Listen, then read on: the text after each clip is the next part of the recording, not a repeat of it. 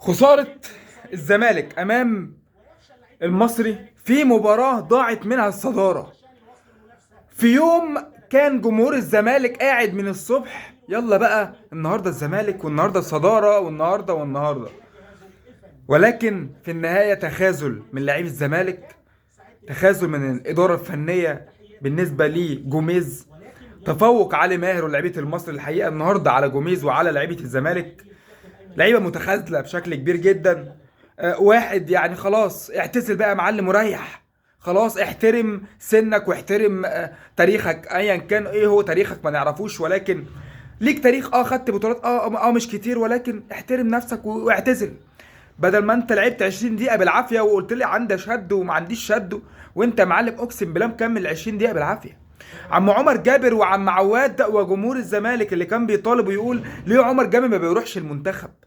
ليه عواد ما بقاش هو الحارس الاساسي لمنتخب مصر يا معلم؟ على اساس ايه الكلام ده؟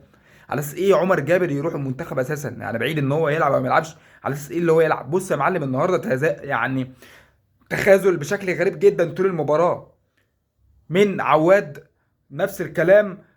يعني خطأ ساذج جدا. لو هنقول الهدف النهارده وخساره النهارده بالنسبه مين اللي يشيل الليله اكتر، فهم الاثنين يا معلم بالتساوي 50-50.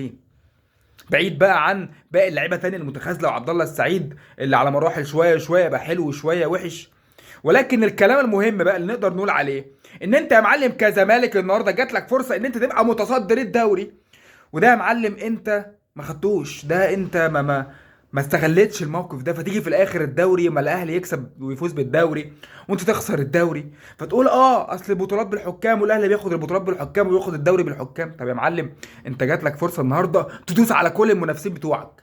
المنافس بتاعك اللي هو الاهلي الاساسي يا معلم اتعادل امبارح، فانت النهارده تكسب تبقى انت في الصداره، انت خسرت، انت رفضت يا معلم الهديه دي، انت رفضتها. فلما الاهلي يكسب ولما الاهلي يبقى في الصداره، لما الاهلي يبقى في الاخر هو اللي يكسب الدوري، ما ترجعش تتعيط وتقول اصل هو بالتحكيم واصل الاهلي بيفوز بالتحكيم والدوري بالتحكيم. لا، انت اللي بتخسر الدوري والاخطاء التحكيميه، بل بالعكس انت من اكتر الانديه اللي نقول اخطائها الاخطاء التحكيميه انت بتستفاد بيها كزمالك، بل بالعكس كمان الاهلي بيقع في اخطاء تحكيميه ضده.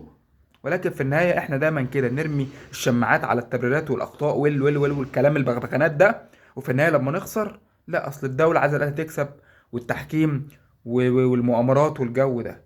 فاحنا طول ما احنا بالعقليه دي تستناش اي بطوله جايه للزمالك، ولو خدنا بطوله فهتبقى جايه كده صدفه يا معلم زي السوبر الافريقي. كفايه عظمه لحد كده.